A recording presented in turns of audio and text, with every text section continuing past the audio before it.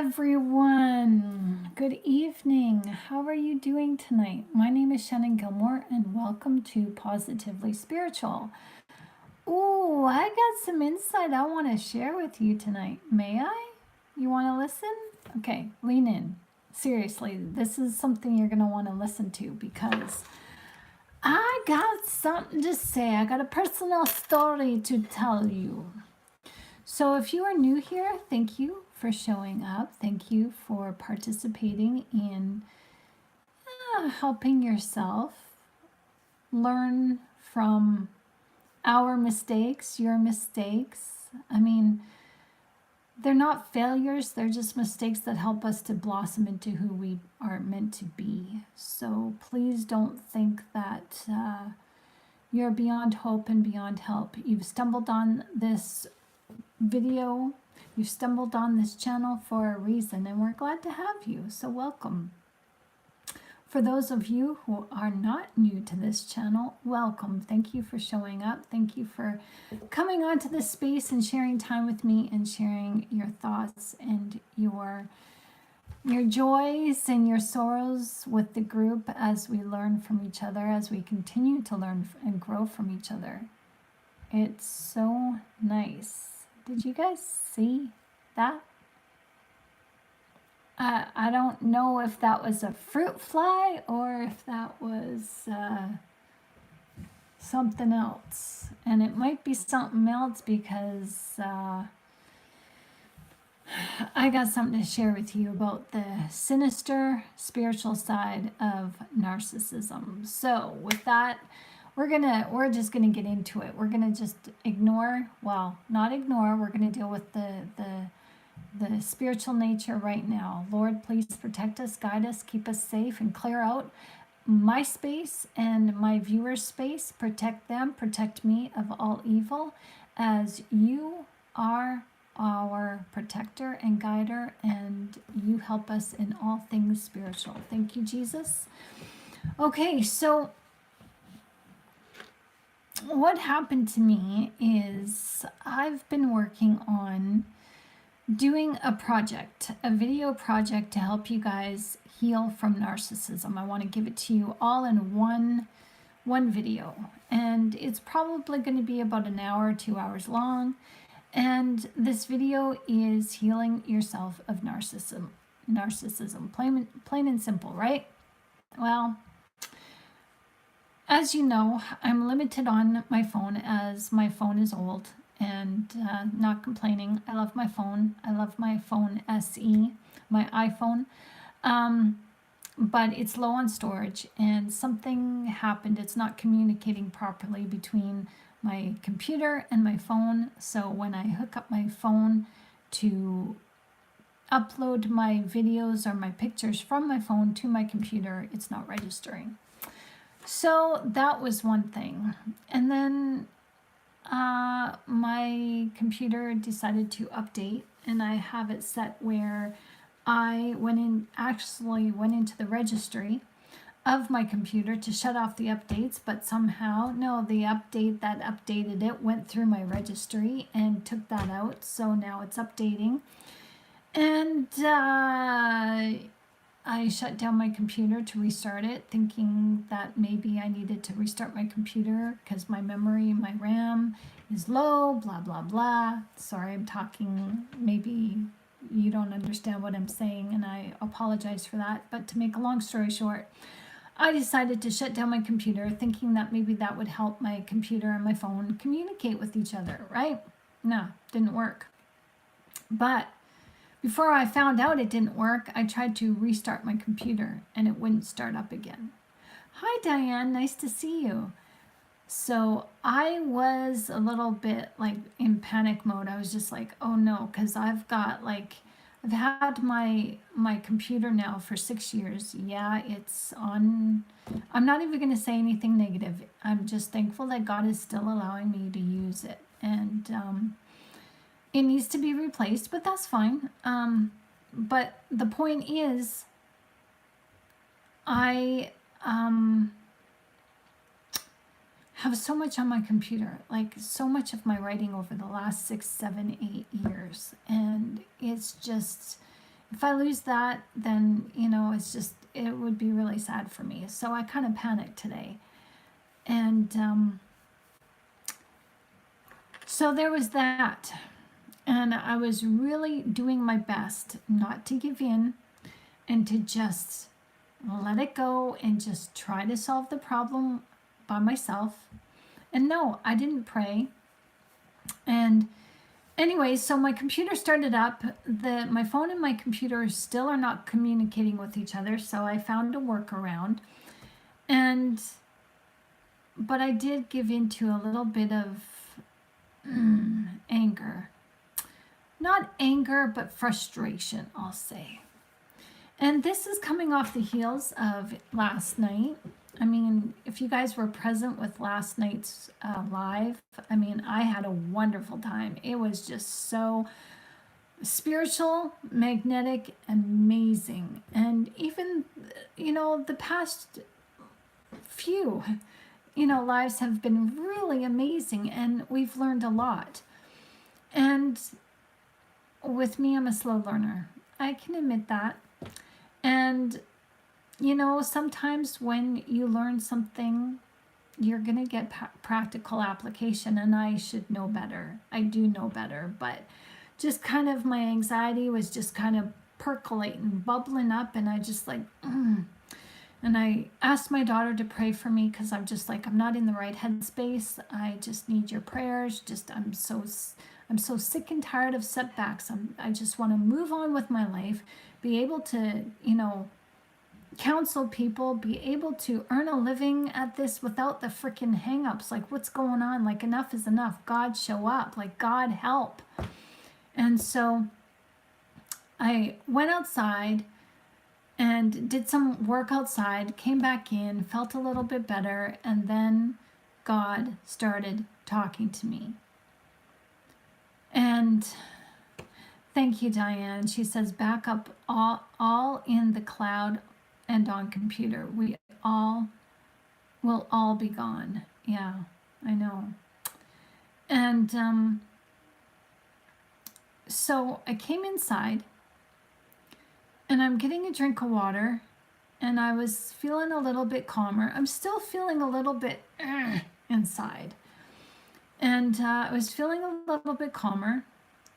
And God said to me, he directed me to try something. And I'm like, okay.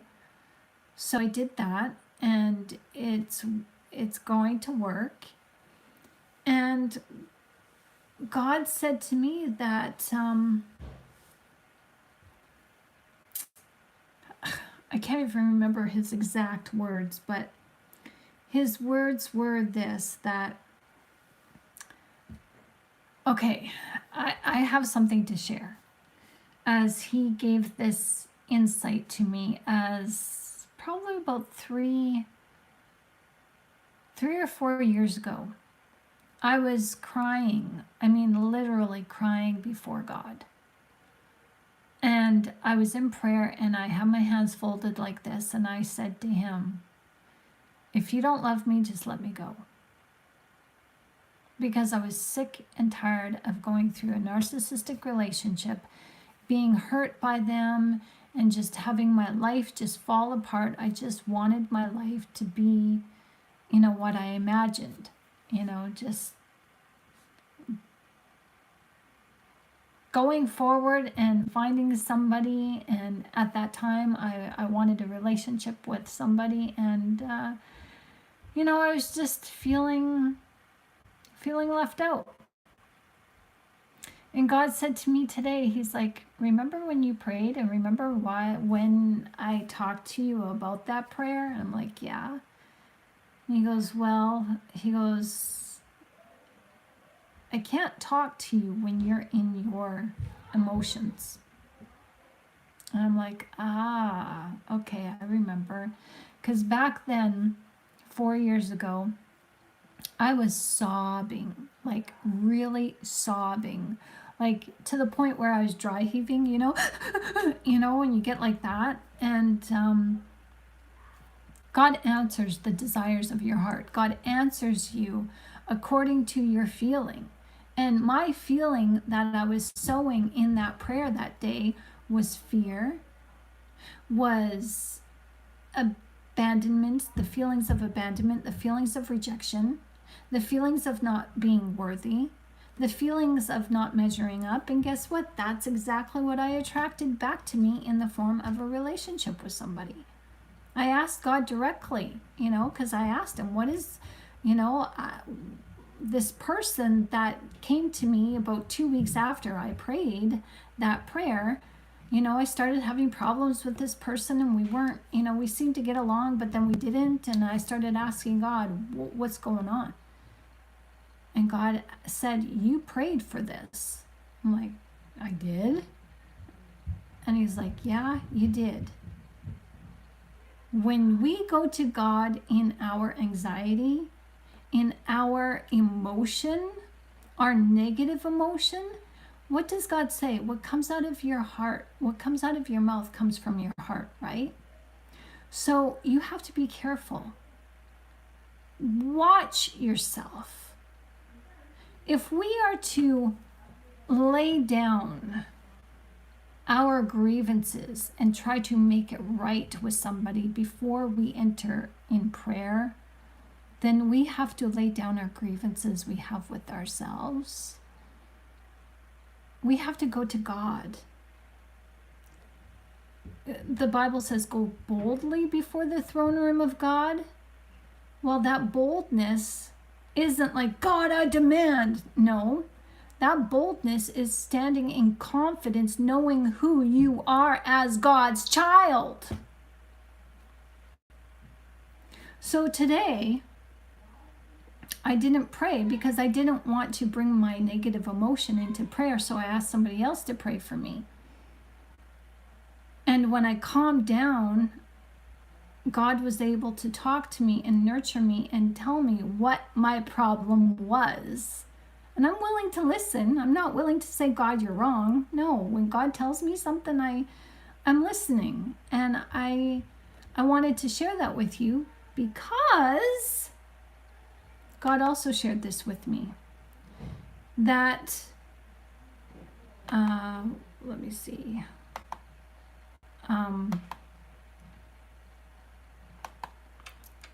Oops.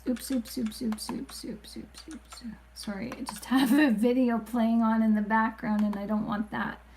But this video that we're watching together, or we're participating in tonight, is that the narcissist has you right where they want you. And that's the name of the game. That's exactly what this is what God shared with me. And I wanted to share this with you.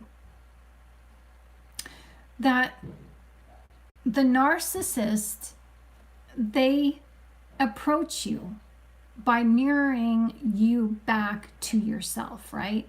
So that's how they get their in. But then after a while, they can't keep up appearances, and they systematically, subtly chip away at your defenses.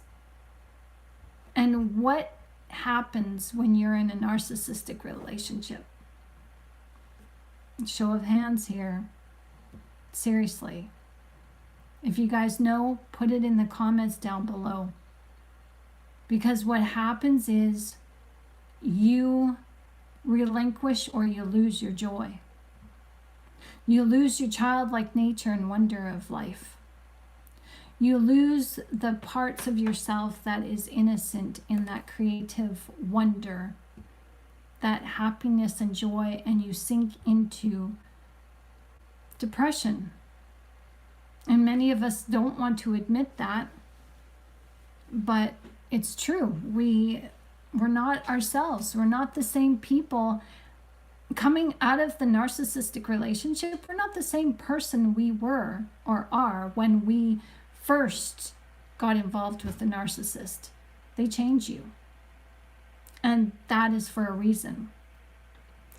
And it's no coincidence that we've been talking over the last few videos about consciousness, about getting in touch with just our, laying down our ego and getting in touch with our awareness, or as Kent says, our consciousness.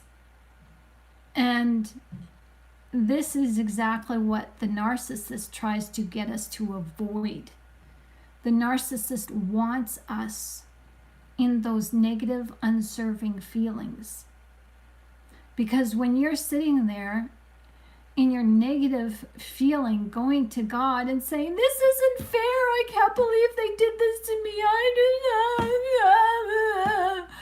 and you're crying and you're upset and you're depressed and you're anxious and you're developing, PTSD, complex PTSD, Stockholm syndrome, infantile regression, enabling, you've got this cognitive dissonance going on.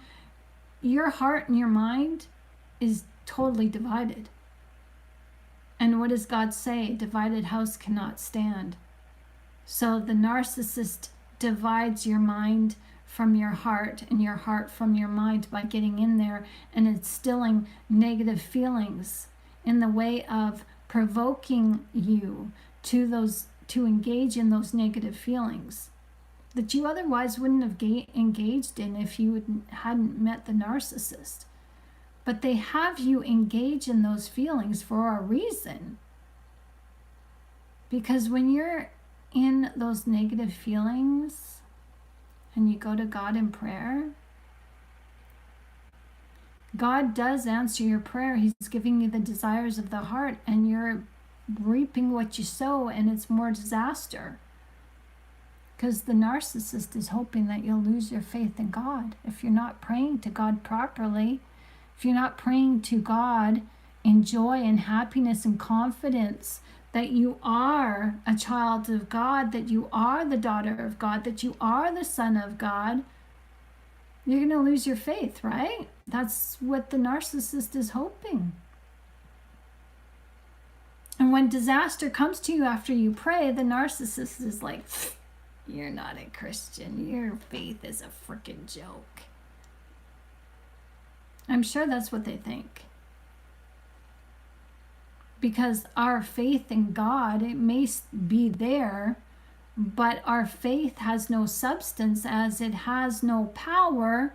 Well, I guess it does when, we sow in our faith in prayer, negativity, that's what comes back to us. That's powerful too. But the power of those blessings of God are non-existent. And so the narcissist says, yeah, keep praying to your God. So that's what God wanted to share with me. And that's, I think if I didn't go through this hiccup today, I wouldn't be able to share this with you. And I'm actually, now that I've shared this with you, I actually feel better. I feel like a light just shone inside my heart, and the load of heaviness is lifted, is gone. So thank you.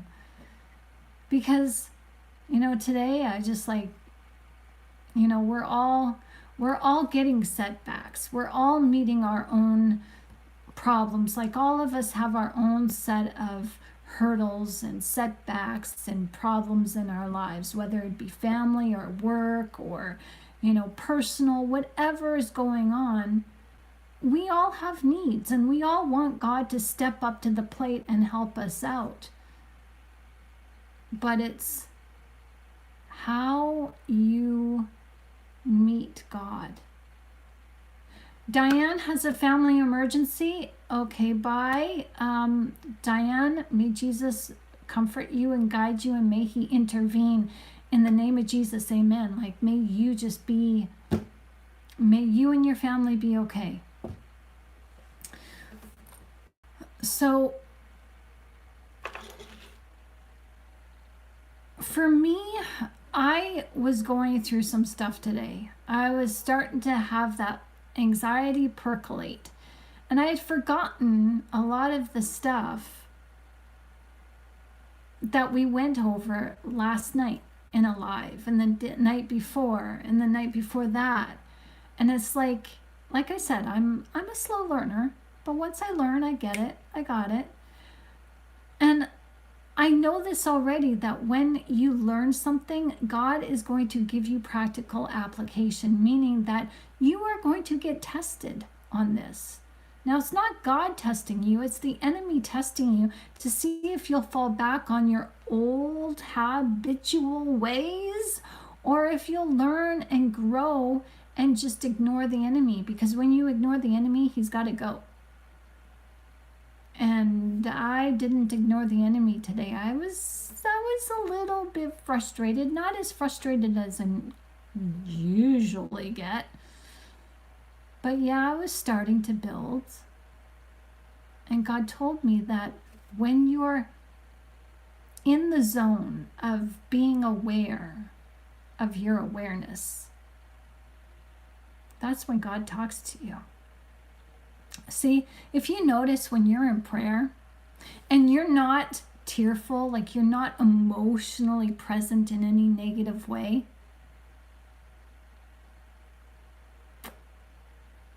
what happens? When you're not negatively emotional in that prayer, God shows up, because God is positive. God is joy. And if you're joyful in that prayer, he shares in that joy with you, and that joy is magnified. That's what brings the glory to God. But when you're sitting there in your prayer and you are magnifying those negative feelings, well, God's not going to answer, because he can't answer, because he doesn't address the negativity. Where there's negativity, God is not found. God says you can't serve two masters, and you can't. It's the law of opposites. Either you're praising God in joy, or you're not. You're praising the enemy in negativity. That's just the way it is. You can't praise God with joy and be negative at the same time. It doesn't work. Either you're all in or you're all out. That's how God works. Like, you're all in with him or you're all out. And so I just wanted to share that with you, because I thought that was really, really powerful, because you do reap what you sow in your prayer. If you go into your prayer with a negatively emotional heart and you speak to God from that heart, you are going to reap back what you sow. So Diane needs some prayer tonight, as she has a family emergency. So please, can you include her in your prayer? And if you guys need prayer, comment down below, and we'll all pray for each other. So if you guys understand that the narcissist is a negative person, they're negative by nature. Have you ever noticed how they laugh? It's very shallow. It's not from the heart. It's not from the soul. And when they smile, it's not with the eyes. It's not with, conveying the heart and the soul of the individual. It's very superficial. And so the joy or the happiness is faked in a narcissist. They can show pleasure, yes, but that's different than joy. And the narcissist, they have you right where they want you. When they set out to deceive you, they know exactly what they're doing, especially when they subtly change on you. It's chipping away at your resolve in order to get you to live in negativity just like them, because they're jealous of your joy, because they can't have joy. They don't have joy, because joy is of the Lord, and they don't have the Lord in them, that spark of life in them where Jesus resides, because they have no empathy. So the narcissist has you right where they want you. And I'm telling you that it can be, it is, it's not it can be, no, it is. It is extremely difficult coming out of a narcissistic relationship to reclaim your joy when you don't understand who the narcissist is, in the way of that they have demon attachments. They are here to kill, steal, and destroy. They want to take away your faith. They want to dismantle it. That's why they keep you in negativity. That's why they want you depressed.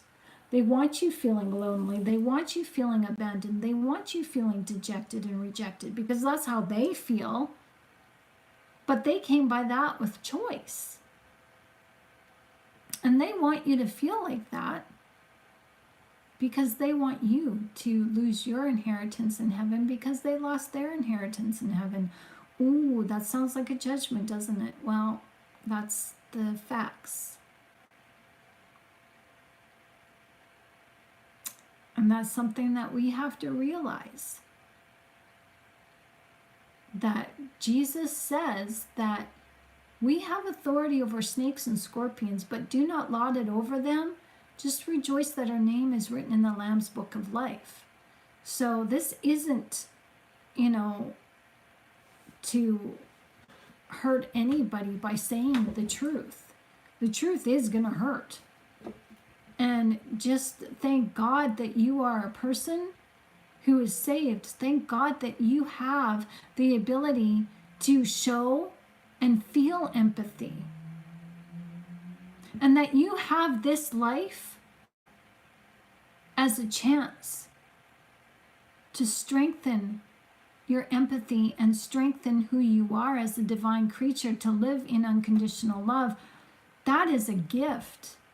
You've been given the gift of life. Don't squander it. And the narcissist, living with the narcissist, trying to seek after a relationship after, you come out of a narcissistic relationship. I mean, I've said this before, and I said this the other day in a live, that I've said this, that all men are alike and there's no men out there, and, I'm never going to be able to find the love again of my dreams, and I was cheated out of love and not fair and woo-hoo-hoo, and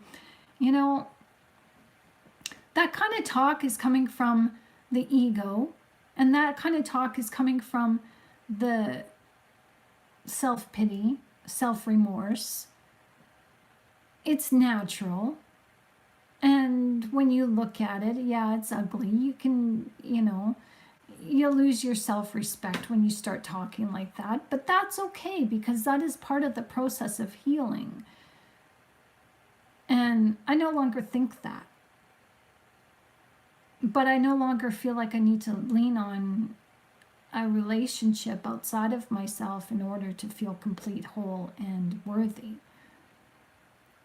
And that's what you're going to find, is when you come out of a narcissistic relationship, it's going to be extremely tough putting yourself back together.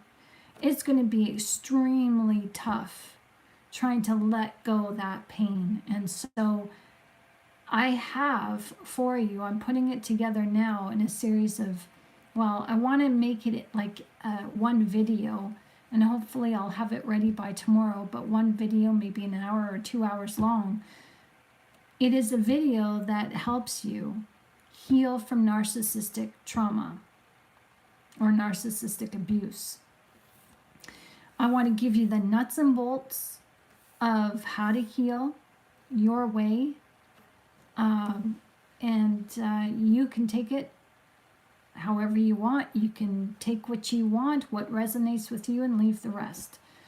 I want to give it to you guys free as thank you for showing up for yourself and healing, and showing up to this channel and helping this channel grow and become something of a healing portal for those who need it, including myself and you.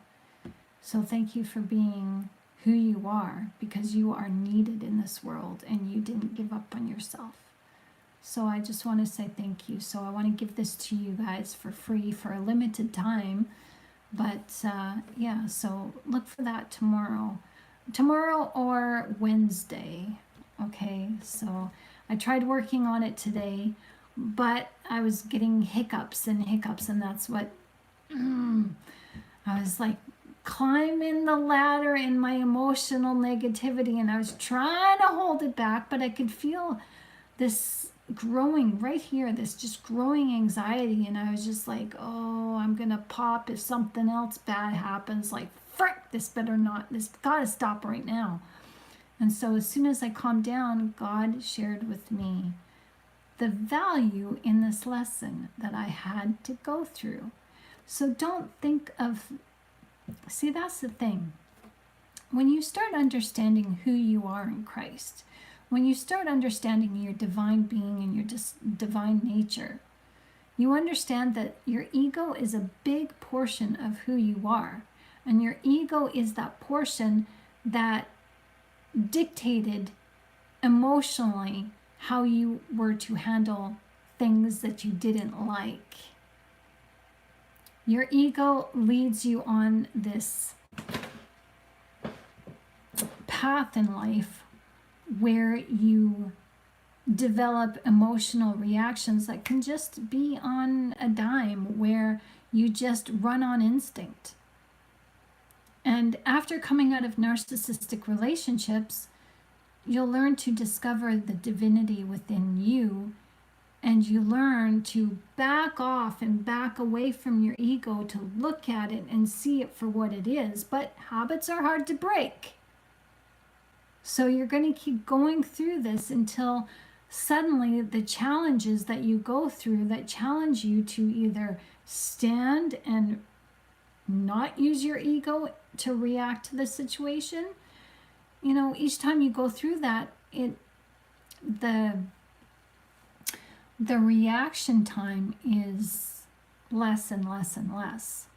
And that zap of emotional charge is less and less and less. So you stop turning to the ego and you turn to your awareness, and you just look at everything without putting a judgment or a negative filter on it. You just, okay, I've got some computer issues. Interesting. God, I need help with this. And instead of blowing your top and saying, why can't I make a video on my iPhone even though my iPhone is outdated and blah, blah, blah. That was me. Not today, but I've been there, and it was starting to get that way today. But God talked me down, and he just said, you know, I talk to you when you're calm, when you are not in your negative, emotional, reactionary mode. When you're calm and just, that's where patient is. In your calmness, that's where patient is. And when you're patient to just, okay, this isn't ideal. Okay, what do we do? You got to get to the point where you have no effect. You kind of got to go gray rock with yourself. Go gray rock with your ego. That is difficult to do. But that's what the narcissist is in your life for, to show you the areas of your life where you react and you don't need to react as you do. But the narcissist, their intention, oh, they got you right where they want you. Because they want your emotional apples. They want your emotions. Because when they have you by your emotional heartstrings, they can better manipulate you, and you become their puppet. And when you're their puppet, you're too distracted to fold your hands in prayer and go to God and ask for him for guidance and deliverance and help in a confident way. See, the narcissist chips away at your confidence, because that's what they see. When they meet you, they say certain things in certain ways to see if you'll pick up on it or not. And if you don't pick up on it, and most oftentimes we do pick up on it, but we stay silent because we don't want to be impolite or improper or rude. But the narcissist takes our silence as, oh, that just went over their head. They didn't hear me properly. They didn't They didn't know that I was telling on myself. They just right over their head. So now I can use that against them. And that's what they do. They find their in into our lives, and they're like that Trojan horse with the emotion of fakery, of being nice and kind and compassionate. And they just have so much sympathy for us. They seem like they're on our side. Well, that's all just the Trojan horse. Because once we open that door to our hearts and our minds and we say, come on in, welcome, then while we're sleeping, while our senses are dulled because we're so enamored by them, where we're just like, tell me more. I love the sound of your voice. Oh, you're so smart. You've got so much stories. Just keep going. Tell me more. I want to hear. When our senses are dulled, that's when they go in and open that Trojan horse and let their toolkit of narcissistic fakery and trickery out. And they chip at us from the inside of our hearts and minds. And they chip away, chip away, chip away. And we're usually none the wiser. And, they have monitoring spirits or demon attachments to watch over us when the narcissist is not around. Have you ever noticed that the narcissist, you haven't been with them all day, or maybe you haven't seen them all week, and all of a sudden they say something or they do something that you said or thought about or actually did when you weren't in their company? Yeah.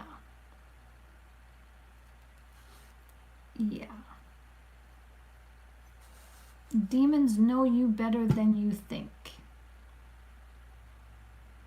And the demons know how to get in your mind and get in your heart. They know what makes you tick. So you've got to learn to be stronger than they are. In the way of, you've got to gain your confidence back. And how you do that is through reading the Word, through allowing God to express himself to you, by allowing yourself to feel joy again, to allow yourself to smile, to allow yourself to enjoy you again, to allow you to enjoy your own company, to allow yourself to be the full expression and complete expression of who you were meant to be, with no excuses, no holdbacks, no givesies and takesies back. You can't take back what you give to somebody. You just present yourself to the world and you say, here I am, as you're presenting not yourself to the world, but you're presenting you to you as you present yourself to the world. You are showing yourself who you are made of, and you are presenting yourself in a way that holds you to no judgment. It's called unconditional love. See, the narcissist loves to judge you, because I'm learning that, like, they're not so slick and sly. Like, they may think that they've got us figured out, but spiritually they don't understand why they're doing what they're doing. But we can understand what they're doing. And they judge us because they want us to judge ourselves, because when we judge ourselves, that puts us in a separation between us and God. God says, do not judge, lest ye be judged, right? But he also says, in the same measure that you judge somebody, that same measure will be used against you, and you will be judged by that same measure. So just think about it. We not only judge other people, we judge ourselves, and we're our own worst enemy. We allow the narcissist to judge us, and because we put their self-worth first before our own, we think that they know best, or we hold them in such high regard because we love them, and our love for them is a delusion in itself, because the love that we have for them blinds us to the maltreatment and blinds us to what they really think. I mean, when someone doesn't love you, like, just think about this. Think of yourself in high school or in grade school. People who did not hang around you, hi Kent, how are you doing? Exactly, this is where we can use the armor of God. Exactly, well said. So when you're in grade school or high school, normally the kids who don't know you or don't want to know you, because either they heard through rumor or whatever, your reputation, they didn't want to get to know you because they didn't like you. Now, is it your business to be upset that, you know, out of, say there's 500 kids in your entire school, that, and you only know maybe a handful, that all the rest of the kids, they don't know you, they're not paying attention to you? No, that's not your responsibility to know. It's like, it doesn't matter if they like me or not. It's not a thought in your mind. But somehow we make it the narcissist, when they enter in our lives, it's like it doesn't matter if we have friends who want to, you know, do things with us, family members who want to spend time with us. We have to consult the narcissist, and it matters what they think.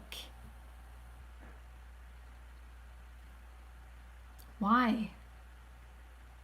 Because it's our love for them that is deluding us, because our love for them spiritually knows that they don't love us. So it's natural. This is natural psychology. Somebody who cares less in the relationship holds all the power.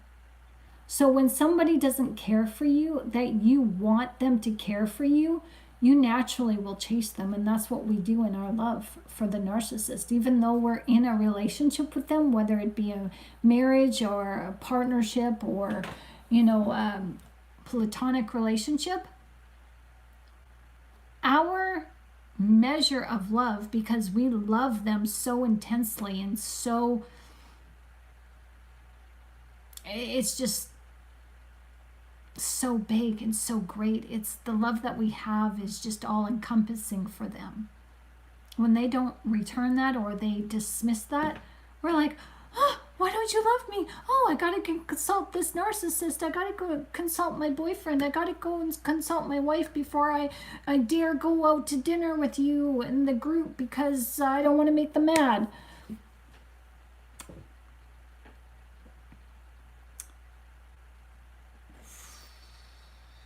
No, the narcissist has us right where they want us. They love the fact that we chase them, because that naturally gives them the attention that they seek. But spiritually, they have us right where they want us, because when they chip at our confidence, when they chip away at our resolve, when they can get us to judge ourselves, when they can get us to feel abandoned, when they can get us to feel rejected, that is what separates us from God, because we go to God in prayer feeling lowly and sad, and God is a God of joy.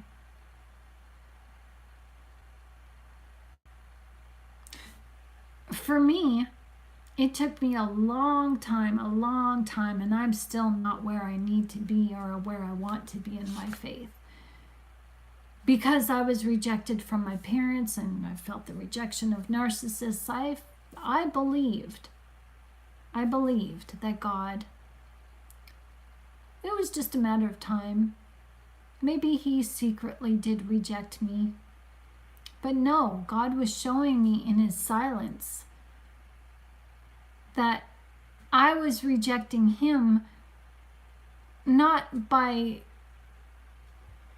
saying I reject you, God. That's not how I was rejecting God. I was rejecting God by me rejecting myself. And I rejected myself because the narcissists rejected me, because my mother, my dad rejected me. Friends who I really cared about rejected me. And so I took that as, okay, well, this is, you have enough people reject you over time, then you start to believe it, right? It's like the psychological experiment where a group of people tell the same story over and over and over, and it's a lie, but they tell it over and over and over and over again. Eventually, other people begin to believe the lie as truth. It's the same thing what's happening in the political world today. People are saying, oh, just wait. Something big is coming. Just wait. Soon, soon, soon. It could be a lie, it could be a truth, we don't know, but keep telling the same thing over and over and over and over and over and over. Eventually everybody's going to believe it. And I think in the political world, they want those of us who are standing on the outside, as we stand up for our right to freedom of thinking on our own, they might be thinking that it's just a matter of time before they cave. We can hold out. How long can they hold out? That's the enemy 101 right there. That's what the enemy does. It's been my experience with dealing with demons and dealing with a narcissist. A narcissist is all about control. And yes, they don't have patience, but when they're in a competition with you of patience, oh, it's no, you're not going to win. They think, oh, you're not going to win over me. You got to outsmart the narcissist. And how we do that is to not give into this negativity, because they are feeding us negativity. They want us to be negative. They want us to feel rejected. They want us to feel sad. They want us to feel remorseful. They want us to feel depressed. They want us full in anxiety. They want us this way, because when we're this way, the further we are from the joy of the Lord. And the joy of the Lord is our strength. We lose our strength and we lose our power in the Lord. That's what God shared with me today. One needs to guard themselves jealously. Yes. Yes, our God is a jealous God. We have to get like that too. We have to become like that for ourselves. And we don't recognize this until we go through the heartache and pain for a while. So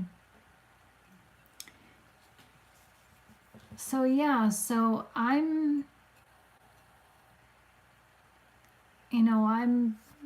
had a life lesson today, and that's okay, because I'm thankful that I got to share it with you guys, because it's showing me that I'm growing, and I'm kind of proud of myself that I didn't resort to tears and frustration today like usual. That's been, a lot of times, I've written a lot of books over the years, and my biggest thing is, not believing in myself, and not believing that my writing has ever been good enough. And yet I recognize that my writing is from God, as God gives me inspiration to write. And so I stop myself. My own emotions, my own ego stops me from progressing forward. And when I have expectations of myself, see, when you're coming out of a narcissistic relationship, you want good things for yourself, but it's like you've got one foot moving forward in the Word of God, but then you've got the other foot stuck in the past, or stuck in the negative aspect of the narcissistic relationship that you're meant to leave behind. And so you can walk forward so far with that one foot moving ahead, and then you come to an impasse where you're stuck, and you've got to take that other foot out of the past. But in order to do so, you've got to look at the past, you've got to look at your heartache, you've got to look at your ego, you've got to look at yourself. And that's what all of this is for me today. Is, I could have dealt with this situation a little bit better, but I think I dealt with it better than most days, because like I was saying, most days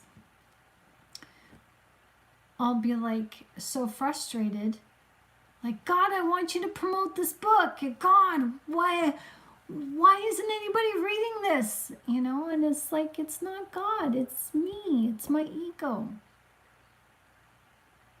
It's,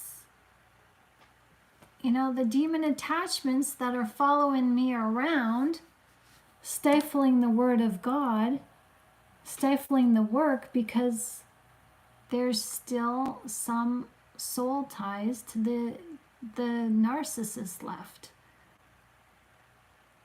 where the narcissist told me, you're not good enough. They, maybe didn't tell me, but through their actions towards me, said I wasn't good enough. I mean, the first time my ex-husband cheated on me, frick, that was devastating. It was 4 years into our marriage, and I found out he was cheating, but he never confessed. But, a woman knows, a man knows. When you're being cheated on, you spiritually feel that detachment,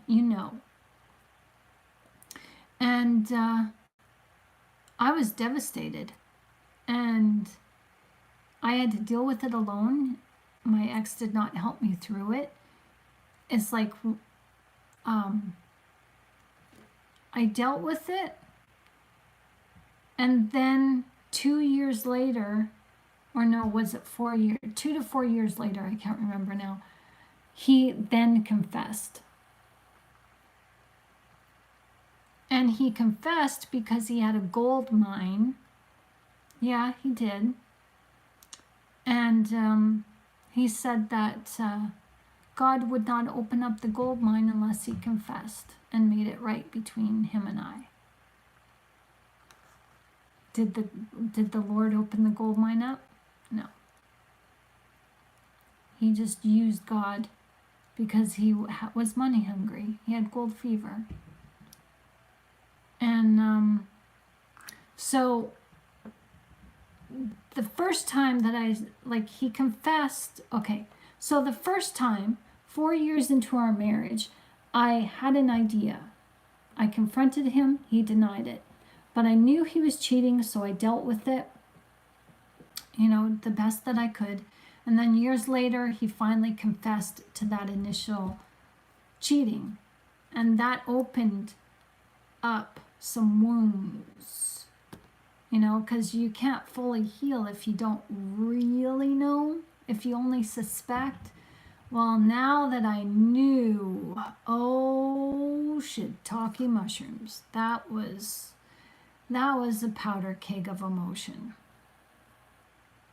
And that had me Well, I questioned who I was. I questioned my role as a mother, as a wife, as a woman, as a feminine being. And I remember going to God in prayer, and I was just like, God, the more I reach for your cloak, the more emptier my hands are feeling. I feel like I'm failing you. And when I said that, I had this vision of Jesus coming down from the heavens, just standing before me, kneeling down, because I was sitting in a lawn chair outside looking at the dark sky and looking at the stars. And I just imagined Jesus coming down and kneeling in front of me and looking at me. And he said, I heard this.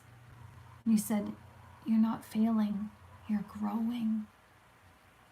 And after I heard that, the depression just left me, and I was able to just go about my day and start healing with Jesus and allowing him to help me.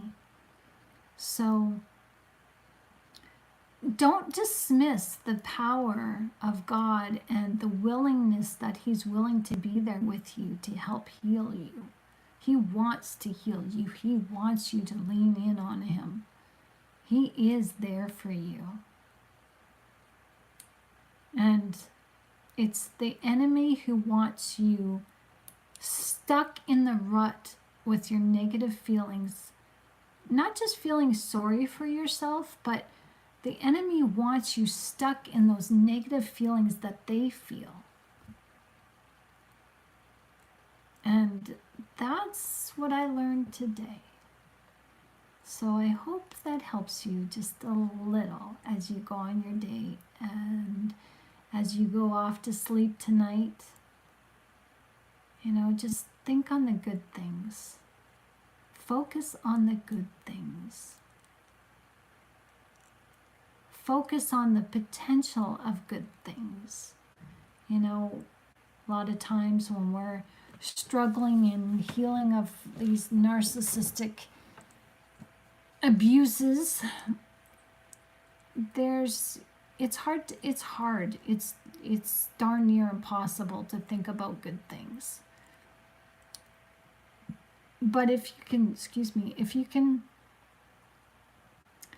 just find something to be thankful for, whether it be the food in your belly or the internet service that you have, or the flowers that you have in your garden, or your family members that you're close to, or the faith that you do have in God. That's a gift. Like I said earlier in this video, the fact that you have God, the fact that you were given this spark of life, the fact that you have the light of God in you is a gift, and the enemy wants us to dismiss that. We don't understand, this is coming to me now, and I'm guilty for this. So I'm not saying anything to you guys that I'm not willing to say to myself, and I'm smacking myself, chastising myself, because it's natural for us to take advantage of something that we've always had. If you always had something, you can't appreciate it. So why not start looking at the problems that we have, the negative things that are going in our lives, even right now and in the past? We can look at the negatives and say, wow, this negative is in my life to help me to really appreciate God, who is my helper.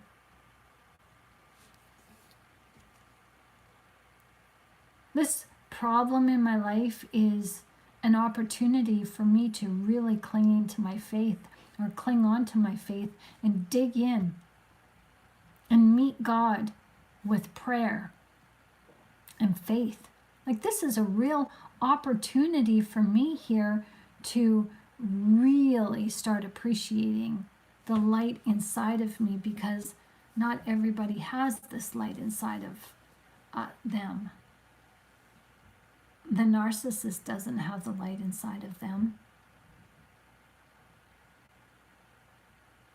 And you know how you've felt lonesome and forlorn and destitute in a way where you felt forgotten and rejected and just overlooked.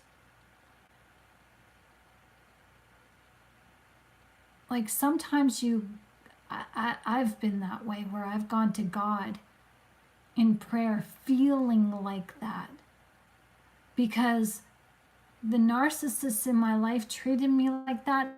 I went to God in prayer assuming that that is how he was treating me, even though his word says I will never leave you nor forsake you. I didn't feel it because those people in my life taught me how to reject myself, and that's why the narcissist is in your life. They want you to reject you. They want you to learn how to reject yourself.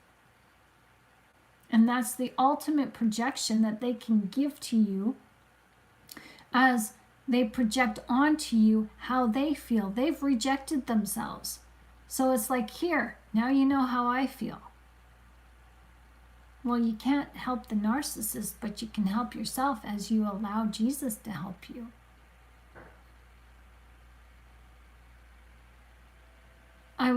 One day I was thinking about my mom, who she's an alcoholic and she's dealing with Alzheimer's right now, and I haven't talked to her in 30 years.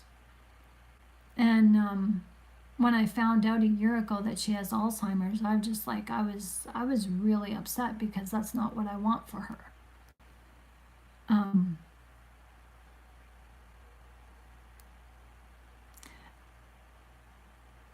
It's really hard for me to love her the way that a mother-daughter, because our relationship was never there. But knowing what kind of pain I was put through by her and other narcissists, and how I felt abandoned by God, being abandoned by God terrorized me. That was a fate that was worse than death, because for me, I've faced death many times already in my life, and I'm not scared to die. But I'm scared to die knowing that God is not on my side, that knowing that there's a potential that I could not be united with God when I died. That was what kept me going to live this life, to stay here. And I just, one day I just imagined my mother and just imagined how she must have felt me as a 4-year-old girl, and the pain that she felt just looking at me, and the resentment or whatever she was feeling. Something in me just clicked that her abuse that she put on me as a little girl, when we're children, we're the closest thing to heaven our parents and adults will ever have here on earth. The children that are around us now, yeah, this was programming. It's not reality. I know that now. But the children that are around us now, they're the closest thing to heaven in their innocence. How dare we try to stifle that? And I'm guilty of that in my trauma. I put problems on my kids. I tormented them. I wasn't a good mom. I did the best that I could, no excuse.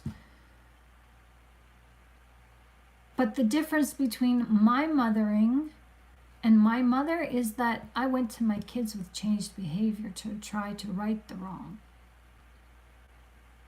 And I really tried to understand the grief of my mother, because understanding my own grief that caused trauma, that caused me to react in anger and pain and confusion and not really understanding. It's like I understand my mother now more. And I think I probably understand her more than anybody else in this world.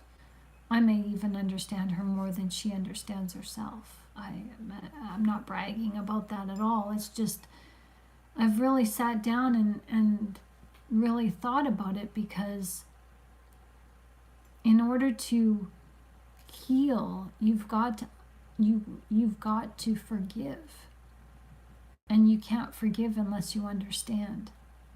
And for me, I really felt like my mom, because being a little kid, I was the closest thing to perfection from heaven in front of her. And here she's this evil woman who has her own torments. She opened herself up to demons, I'm sure, when just by her alcoholism alone. And she was tormented. And so my innocent nature was like fire to her. When you put your hand over a flame, an open flame, you don't go, "Oh, my precious flame, ow, you hurt me." No, it's like, "Ow!" Then you start throwing the F-bombs, right? You're like, "Holy shit, talking mushrooms." Like, you're like, "Frat, that hurt, ow." And you're like stomping around, you're showing aggression on your face, you're in pain, you're, ah. So just think like that's probably how the narcissist, or the person who projected their pain onto us, in our innocence, our innocent nature was a fire to their soul that burned them. And it's like, get away from me. I can't freaking stand you. They didn't know what they were doing. They were just naturally reacting. As Jesus said, that he would be a stumbling block to some people.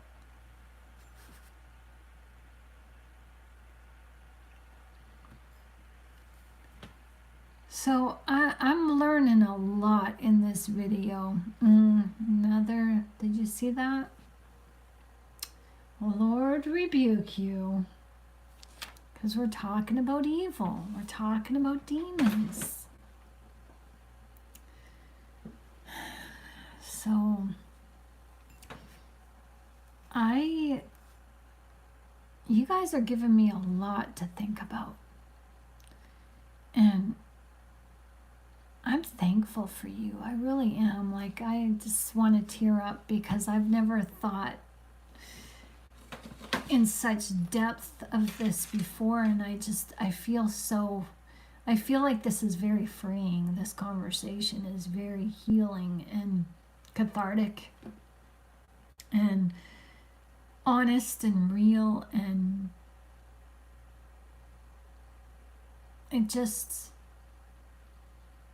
has helped me to understand a little bit more about my ego, because I'm gonna tell you, I'm stubborn. Oh, God knows I'm stubborn. I know I'm stubborn, and I'm not bragging about that.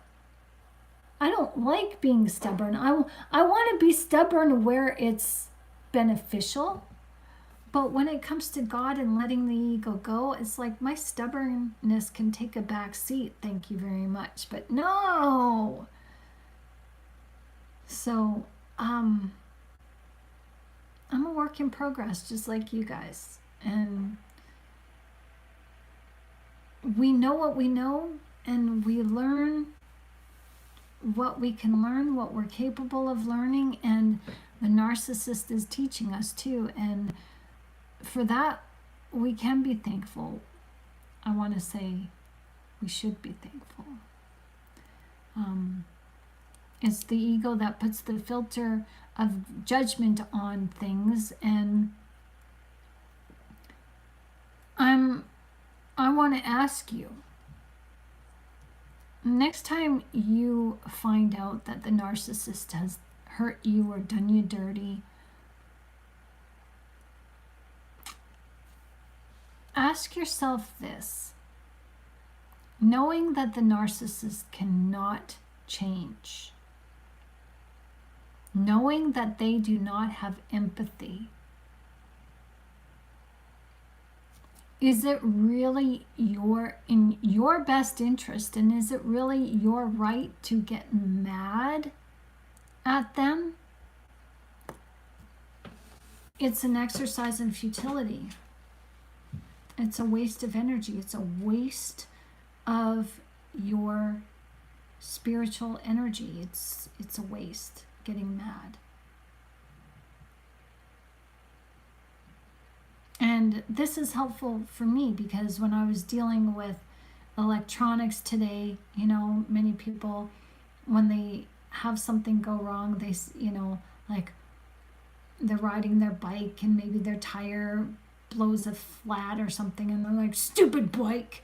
And I've always said, the bike can't be stupid. Inanimate objects can't be stupid.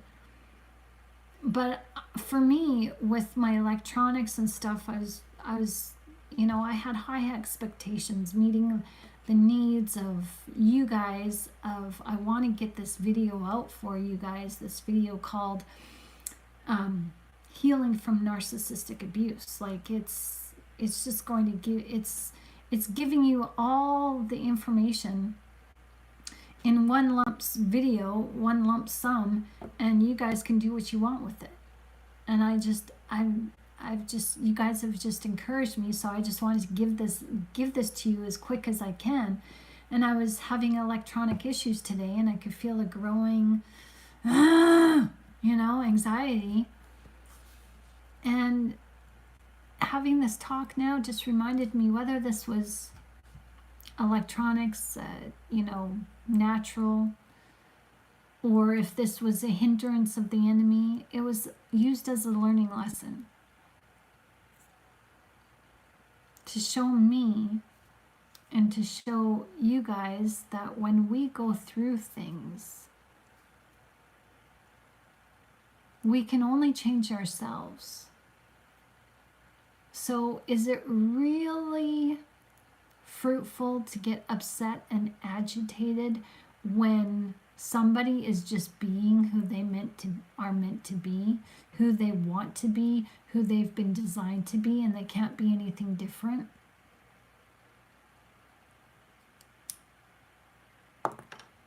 It's like electronics are going to mess up. Electronics are going to break down. So why am I going to give my emotional power to an inanimate object? Oh, it's easier to just blame the enemy is provoking me. The enemy is stopping me. But you know what? Maybe it wasn't the enemy after all, because it's my ego that's the enemy. Hi, Joe. Nice to see you. Okay, thanks. I will check my email. Thank you so much. Thanks for reaching out. Yeah, so I just, you guys are helping me see that my growing anxiety today was, my growing anxiety today was, I'm glad it didn't escalate, but it's an exercise in futility, because whether I'm meeting or whether we are meeting up with the narcissist can't change. And I know God told me a long time ago concerning the enemy in spirit form, demons, devils, whatever you want to call them. They can't change either. They're just doing what they be doing.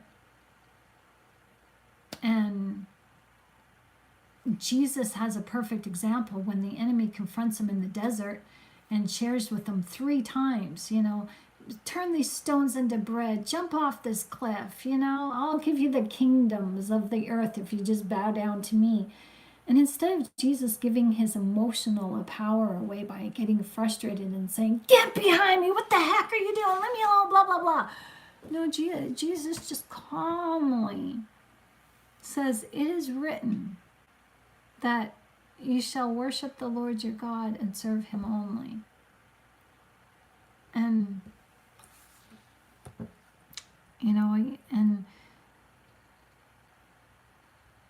and I'm just recognizing this. Like, how many times have I given myself over to frustration in front of the narcissist, behind their back, or even at their demon attachments, and I just like, "Ugh, you should leave me alone." I just, no. Because it's the enemy that resorts to anger. It's the enemy that resorts to that kind of energy in order to intimidate, and we don't need to intimidate. A gentle answer turns away wrath, right?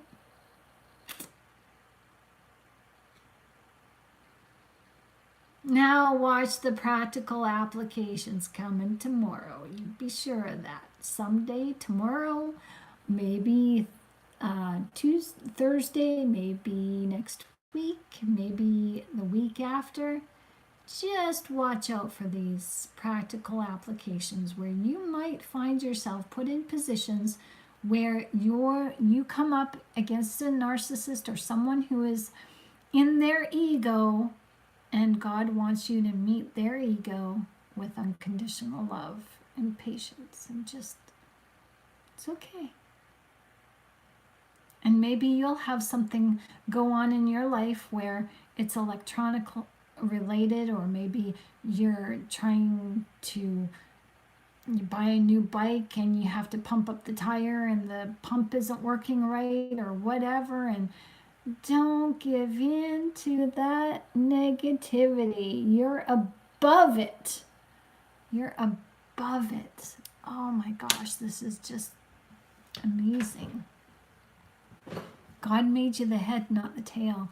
You are above all of this. Oh, you guys, you're bringing tears to my eyes. I am so humbled, and I am so grateful to share this message with you guys, because you guys are helping me. I had no idea what I was going to talk about, and it was like probably probably about 9 o'clock. So the last hour before I went live, God shared, lessons with me, as that's how he has been doing it.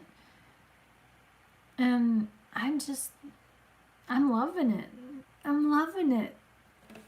I love learning on the fly. I mean, this is what makes life exciting. This is what makes life just...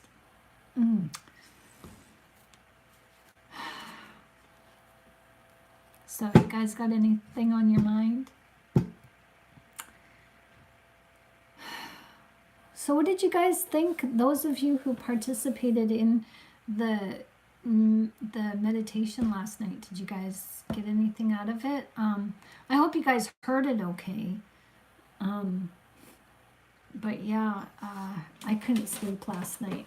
I went to bed at 5:30 in the morning just because I was on fire. I was wound up. Even after that, I even did the meditation again, and I was just so on fire, so excited to, speak with you guys, share with you guys this video that I'm working on how you can heal from narcissism, like right quick.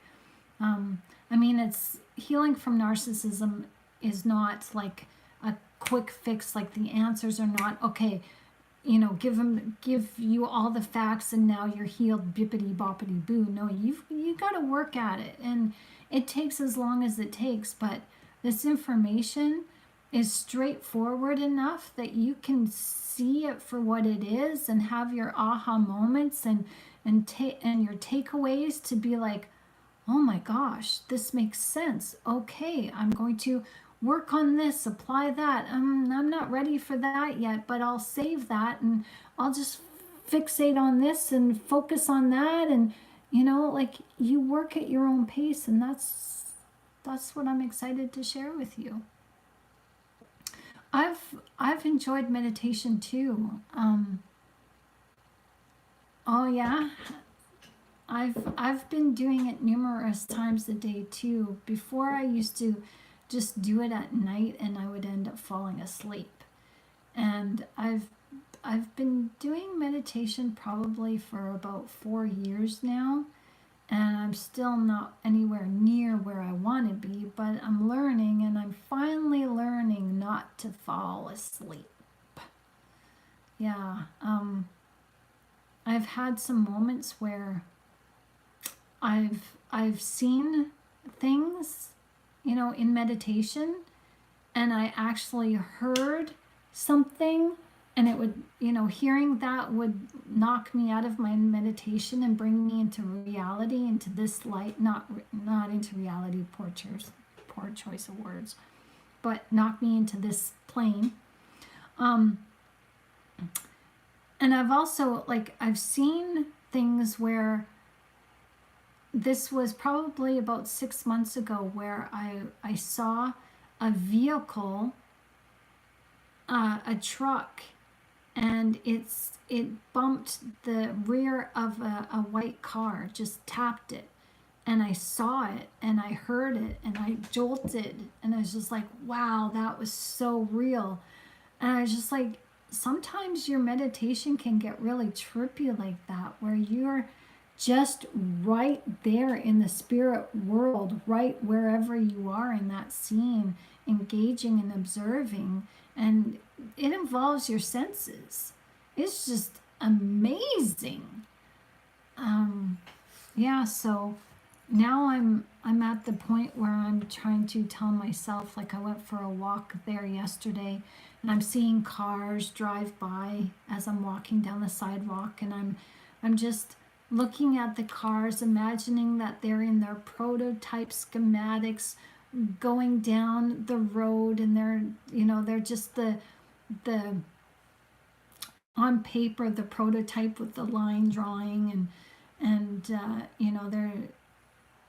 they're just no substance to them yet. And I was just like walking down the road thinking, yeah, that's how we are in the Matrix, and I'm the real one, and everybody else that I see is just a player, and I started thinking about what happens if because there was a girl walking across the street, and I was walking down the street, and she was walking across the crosswalk, and I was just like thinking, okay, so if I'm in the Matrix and I'm the real one and she's the player, then what happens if we actually meet and I say hi to her? Do we stop and chat?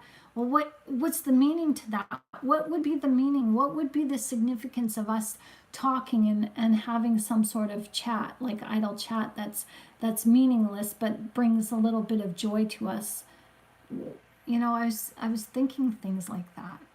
So Joe says, I know what you're saying. I've always tried to find a quiet space. It's usually when I'm walking my four-legged companion. Oh yeah. I love walking. I loved walking when I had my dogs, walking on the farm with them. They were a bit of a distraction because they would go off somewhere in the field and chase cows, but yeah, even just meditating out by water, like we talked about the other day, just water is such a comfort. And it's just amazing. Like for me, I was at one time really involved in making homemade water fountains, and I had to have the sound of water near me. It just was so soothing and so relaxing. And yeah, now I just plug in my earbuds with water sounds, the sound of an ocean or rainfall, and I do it that way.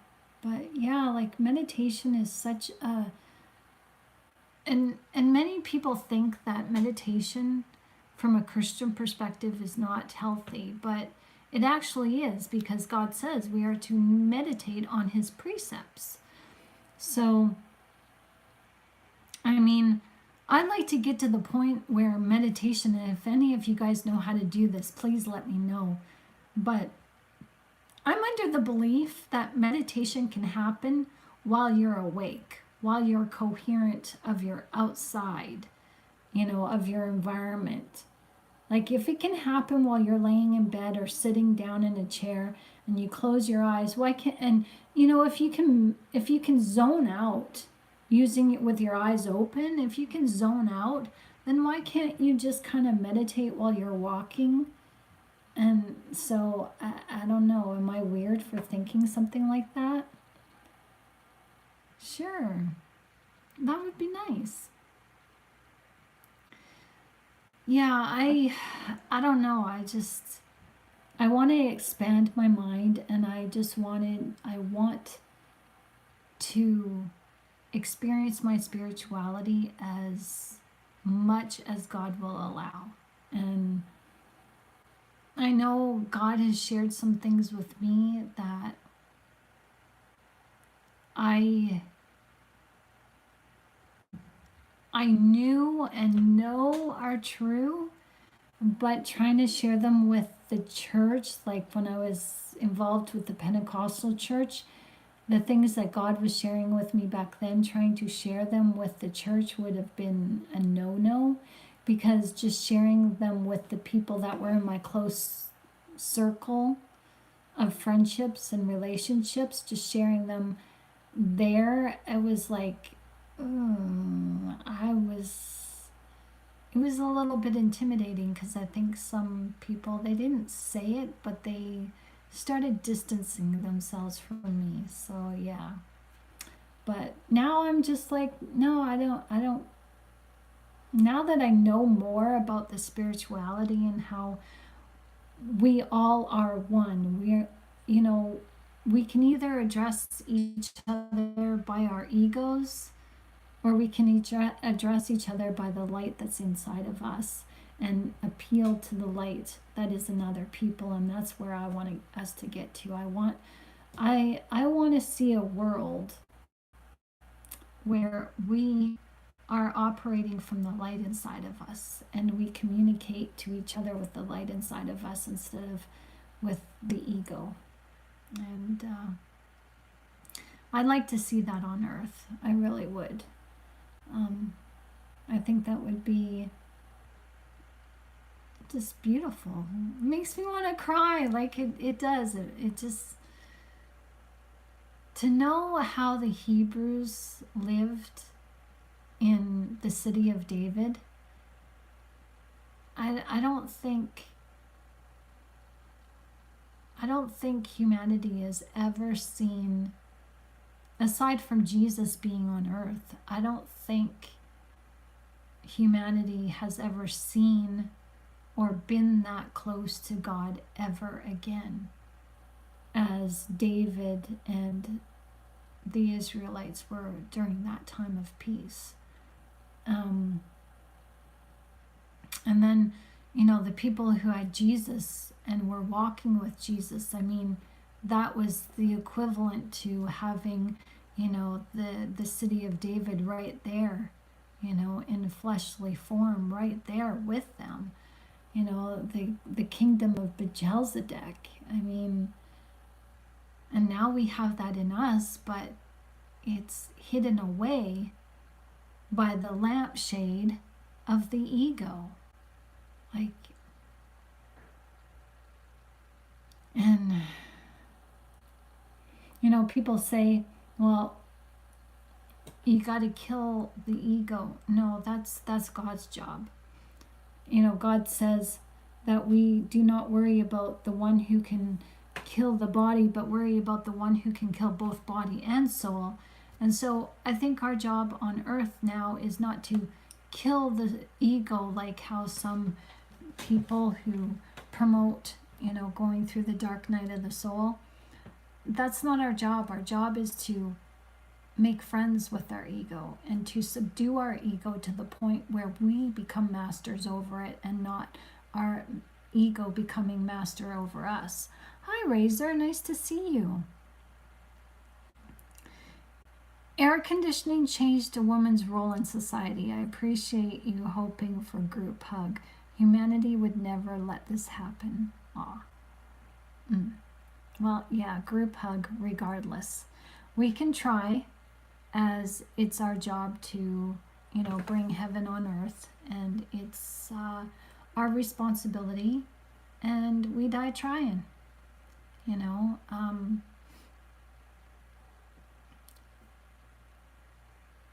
my world,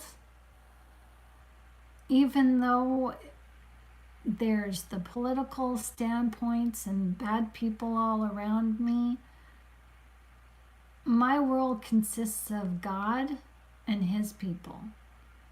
And the other people are the players, and they're here to help keep us in check and help keep our faith strong. Because like I said earlier, that if it wasn't for the narcissist, if it wasn't for the bad things happening, we wouldn't be able to appreciate the light that is inside of us. We wouldn't be able to appreciate our faith.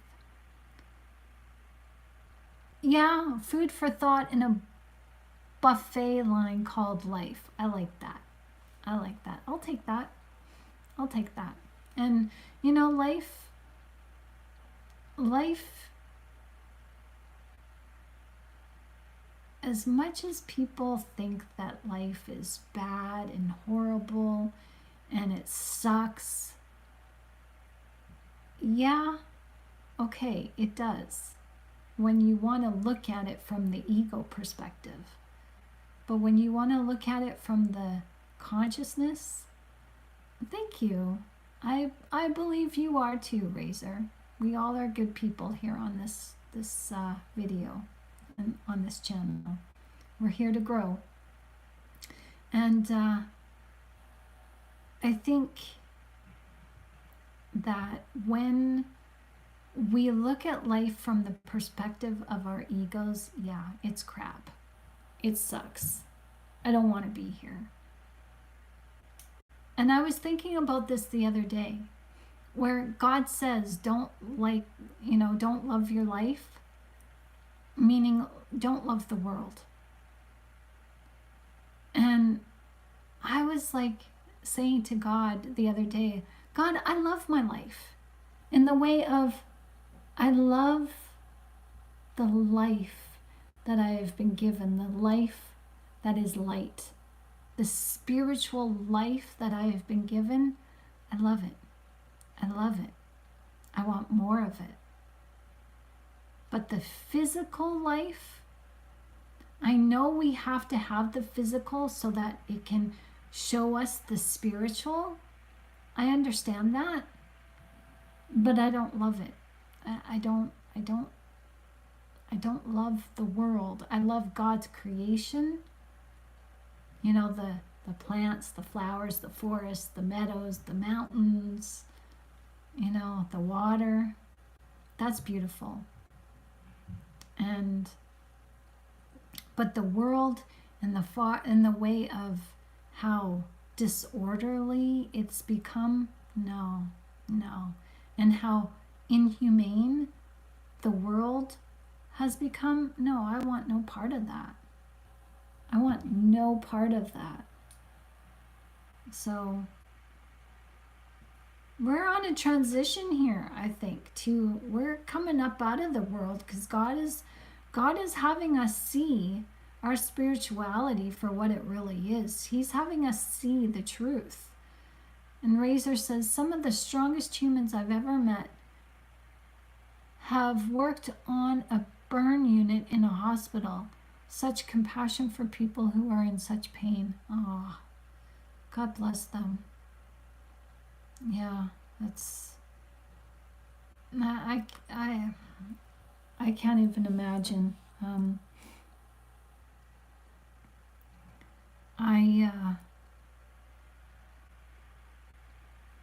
I remember, and I'm not trying to change the subject, it's just, you brought something to my attention that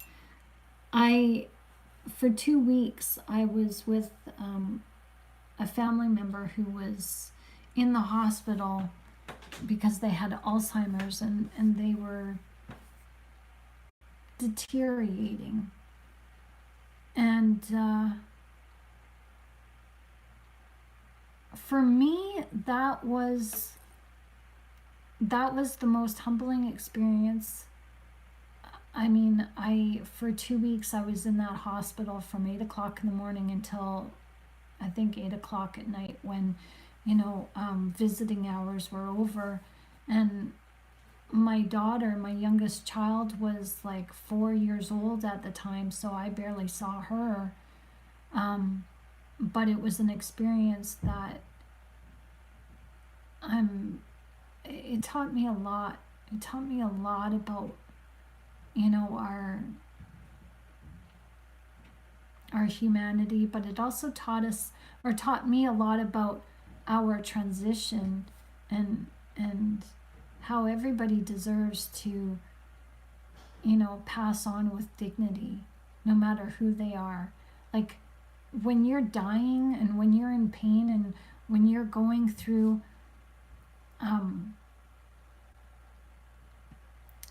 I think death and the moments leading up to death, it kind of takes you back to the childlike nature, because death is something that nobody understands. So we're all ignorant to it, and we all have to succumb to it. We have no choice, and we just have to accept it, and we can't judge it. And so that brings us to a place where we're childlike in mind and heart towards it. And that's, dealing with that's as close as I've ever gotten to, facing somebody else's death.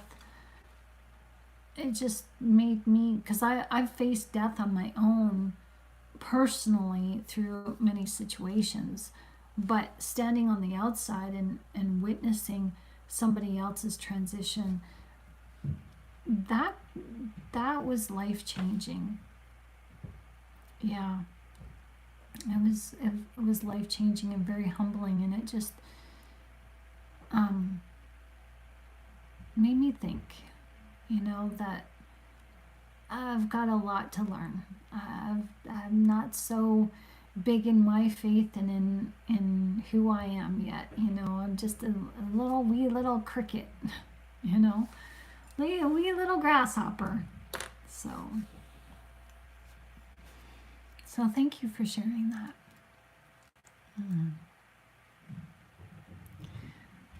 So what are you guys all doing tonight? It's 11:37 here. So, yeah, I just want to say thank you guys for showing up and just being a huge part of this group. You guys are awesome, and I hope you guys understand that you guys are a huge source to other people. You guys are, we're ambassadors for Christ, but just you guys showing up and contributing and listening and learning and growing, you're helping other people who are on your side of the internet, who are silently observing you. So, yeah. So, I hope to see you guys. If we don't see each other in real life, we're going to see each other in heaven. So, thank you. You guys are awesome as well. So,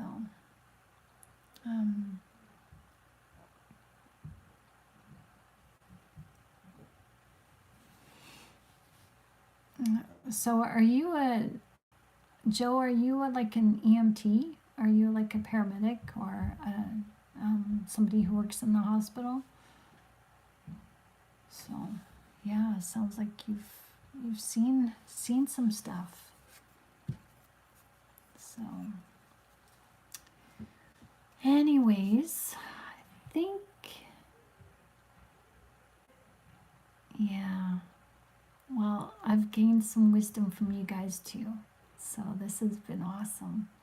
So yeah, so I think maybe we'll leave it there and maybe we'll meet again tomorrow night. What do you guys say?